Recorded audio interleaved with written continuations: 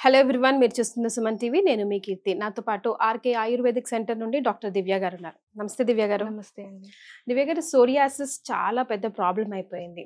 అసలు సోరియాసిస్ ఎందుకు వస్తుంది? స్టార్టింగ్ స్టేజ్లో ఏమైనా మనకు సిమ్టమ్స్ కనిపిస్తాయా? దీన్ని ఎలా క్యూర్ చేసుకోవడం అన్నది ఇవాళ మన వీడియోలో డిస్కస్ చేద్దాం. సో సోరియాసిస్ ఎందుకు వస్తుంది? నార్మల్గా సోరియాసిస్ అనేది ఏదో పెద్ద వ్యాధి అనుకుంటుంటారు ప్రజలందరూ. కానీ అది చిన్నప్పటి నుంచి వచ్చే ఉంటుంది, పెద్ద వయసుకి వచ్చే అవకాశాలు కూడా ఉంటాయి.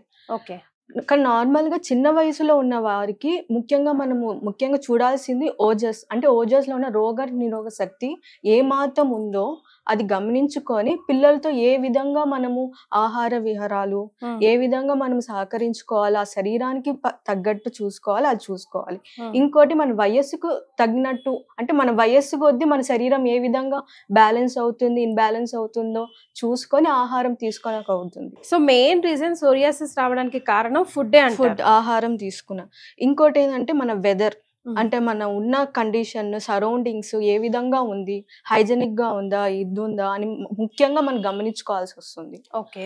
అండ్ ఓజస్ అంటే మన రోగ నిరోధక శక్తి ఏ విధంగా మన బాడీలో, అంటే స్పెసిఫిక్ గా ఎక్కువ మనకి ఏమైనా అలర్జిక్ కండిషన్స్, ఎక్కువ తుమ్ములు రావడము, అవన్నీ చూసుకొని విధంగా దాని తర్వాత మన చర్మం మీద ఏదైనా ఏదైనా డిఫరెన్స్ ఏమైనా చూసామనుకో, అంటే లైక్ ఏదైనా పొడి బారడము, చర్మం అంటే నార్మల్ గా చెమట వాడిన ఒక చుక్కల డాట్స్ లా ఉంటుంది, కానీ నార్మల్ గా చెమట వల్ల వచ్చిందని మనం లైట్ తీసుకుంటుంటాం. కానీ అది లైట్ తీసుకోకుండా అది ఎన్ని రోజుల క్రితం వచ్చింది, ఎన్ని రోజులుగా అవుతుంది అని గమనించుకొని అది మనం ఒక వైద్యం దగ్గర ఇది చెమట వల్ల వచ్చిందా లేదా మన ఓజస్ చూసుకొని ఏమైనా వచ్చిందా, ఆహారం తీసుకున్న తర్వాత ఏ విధంగా చర్మం తేడా అంటే గమనిస్తూ ఉంటాం కదా ఫస్ట్ నుంచి, ఆ గమనంతో మనము వైద్యం దగ్గర చూసుకొని మనం చేసుకోవాల్సి వస్తుంది, పరిస్థితి వస్తుంది. ఓకే. సో ఫస్ట్ మనకి ఏం సిమ్టమ్స్ కనిపిస్తూ ఉంటాయండి? ఫస్ట్ అండ్ ఫస్ట్ మనం చూడాల్సింది ఎప్పుడైనా మన చర్మంలో ఏదైనా పొడి బారడం. ఓకే. డ్రై ఎక్కడ? ఎనీ పార్ట్ ఆఫ్ ది ఎక్కువ మనం చూడాల్సింది మోచేతుల్లో, మోకాళ్ళ దగ్గర. ఓకే. ఎక్కువ డ్రైనెస్. నార్మల్ గా డ్రై అనేది ఏదైనా వెదర్ కండిషన్ లో మనం చూసుకున్నప్పుడు ఏదో డ్రై అనుకుని లైట్ తీసుకుంటా, ఆ డ్రై ఒక ఫ్లాకర్డ్ స్కిన్ లాగా ఫామ్ అవుతుంది. అంటే ఫ్లాకర్డ్ స్కిన్ అంటే ఉన్న స్కిన్ కాకుండా కొంచెం ఒత్తిడిలా పైకి లేయర్ గా ఫామ్ అయ్యి పొడి పొడిగా రాలడం. ఓకే.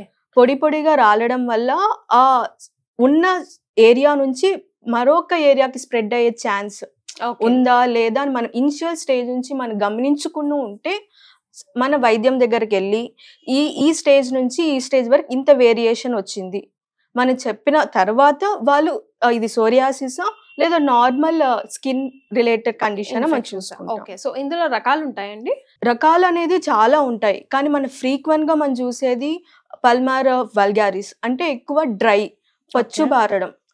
శరీరంలో ఎక్కువ మోచేతులు, మోకాలు దగ్గర ఎక్కువ పొచ్చు పారడం అండ్ పొడి పొడిగా రాలడం.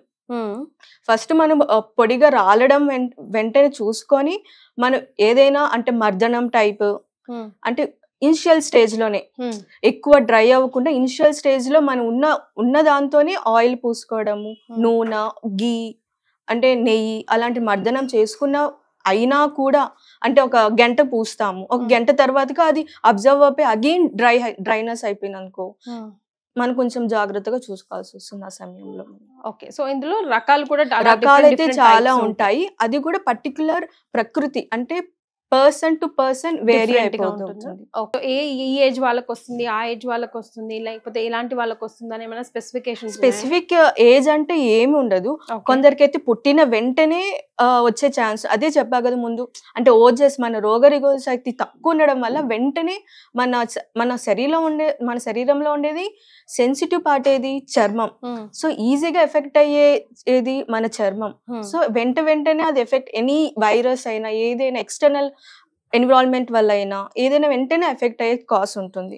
రైట్. సో మరి ఇది సీజన్ కాబట్టి ఎక్కువ శాతం డ్రై స్కిన్ అవ్వడానికి ఎక్కువ ఛాన్సెస్ ఉన్నాయి కాబట్టి అన్ని డ్రై స్కిన్ లో సోరియాసిస్ కాకపోయినా కూడా నెగ్లెక్ట్ చేసే అవకాశం కూడా లేదు అంటున్నారు. కాబట్టి మన ఆర్కే ఆయుర్వేదిక్ సెంటర్ లో ఎలాంటి ట్రీట్మెంట్స్ అవైలబుల్ గా ఉన్నాయండి సోరియాసిస్ కి సంబంధించి? ఫస్ట్ మనం ఆ పేషెంట్ వచ్చినప్పుడు తర్వాత ఫస్ట్ వాళ్ళ ఇనిషియల్ స్టేజ్ ఎప్పటి నుంచి ఇది గమనించడం స్టార్ట్ చేశారు, ఇది ఈ వెదర్ కండిషన్ లో ఎప్పటి నుంచి గమనించి స్టార్ట్ చేస్తారు. ఆ కండిషన్ చూసుకొని ఫస్ట్ మర్దనం అంటే ఎక్స్టర్నల్ గా ఇవ్వడం ట్రై చేస్తాం. ఆ మర్దనం ఇచ్చినా కూడా అది మనకి అది పొడి పొడిగా రాలడం వల్ల అయినా, అగైన్ అది స్ప్రెడ్ అయ్యడం వల్ల అయినా చూసుకొని ఇంటర్నల్ మెడికేషన్స్ అంటే హెర్బల్ మెడికేషన్స్ అది కూడా మా హాస్పిటల్లోని ప్రిపేర్ చేసి మ్యానుఫ్యాక్చర్ చేసి స్పెసిఫిక్ అంటే ప్రకృతి పట్టి కొన్ని దోషాస్ రిలేటెడ్ కండిషన్స్ కూడా ఉంటాయి మన శరీరంలో. ఆ పర్సన్ కి ఎలాంటి దోషాస్ కండిషన్ ఉందో ఆ స్పెసిఫిక్ హెర్బ్స్ యూస్ చేసుకొని మేము మెడికేషన్స్ ఇచ్చి ఇంటర్నల్ గా ఒక 1 month వాడిన తర్వాత ఎనీ చేంజెస్ వచ్చిన తర్వాత we have panchakarma therapies. Okay, so పంచకర్మని సోరియాసిస్ కి సంబంధించి ఎలా ఉపయోగిస్తారు?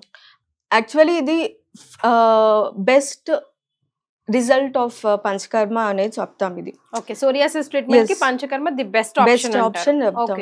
ఏ విధంగా అంటే పంచకర్మ అనేది 5 ఉన్నాయి, 5 రకాలు. అంటే వమన, విరేచన, వస్తి, నస్యం, రక్తమోక్షణ. ఇప్పుడు ఈ వమన అనేది ఏంటంటే హెర్బల్ మెడికేషన్స్ తో మనకి వామిటింగ్ చేపిస్తాం పర్సన్. ఆ హెర్బల్ మెడికేషన్స్ కూడా ఆ పర్సన్ బట్టి ప్రకృతి ఏ విధంగా ఏ ప్రకృతి ఉంది, ఏ దోషం వల్ల ఆ స్కిన్ ర్యాషెస్ ఎక్కువ అయ్యడం అని దాన్ని బట్టి ఏ విధంగా మందులు ఇస్తామో అది తీసుకుని వామిటింగ్ చేపిస్తాం.